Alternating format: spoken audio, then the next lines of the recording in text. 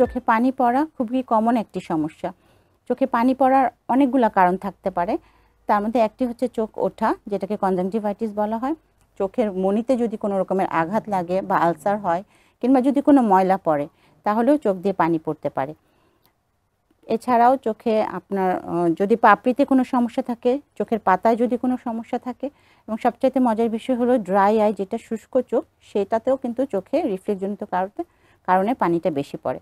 এছাড়াও যেটা হয় যে আমাদের সবার চোখেই পানিটা তৈরি হয় এবং পানিটা একটা নালি দিয়ে চলে যায়। সেই নালিতে বা সেই ছিদ্রতে যদি কোনো ব্লক থাকে বা কোনো সমস্যা থাকে তাহলে সেখান দিয়ে পানিটা যেতে পারে না, চোখের সামনে দিয়ে উপচে পড়ে। এই কারণগুলোতে পানি পড়তে পারে। তবে জন্মগতভাবে যে বাচ্চাদের চোখে পানি পড়ে বা ময়লা আসে সেটা আমাদেরকে নির্ণয় করতে হবে। বাচ্চাদের ক্ষেত্রে আমরা বলি যে আমাদের নেত্রনালীটা পুরোপুরিভাবে ডেভেলপ থাকে না, তখন ওইটা নেত্রনালীর যেই জায়গাটা ডেভেলপমেন্ট থাকে না সেই জায়গাটা আমরা মায়েদের একটা মেসেজ শিখিয়ে দিই।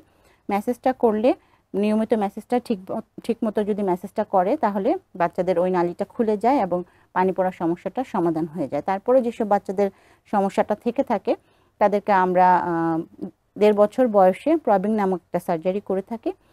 এরপরেও যাদের সমস্যা থেকে থাকে 3 থেকে 6 মাস পরে আমরা সেকেন্ড টাইম প্রবিং করতে পারি। আশা করা যায় এই গয়টা করলে বাচ্চাদের পানি পড়াটা পুরোপুরি বন্ধ হয়ে যায়। তারপরেও যাদের পানি পড়ার সমস্যা থেকে থাকে 8 বছর বয়সে আমরা ডিসিআর নামক সার্জারিটা করে থাকি। আর বড়দের ক্ষেত্রে যে কারণগুলো আমি বললাম সেই কারণগুলো আগে আমাদের সমাধান করতে হবে। তারপরে যদি নালীর সমস্যা থাকে তাহলে নালীর জন্য আমরা ডিসিআর সার্জারিটা করে থাকি।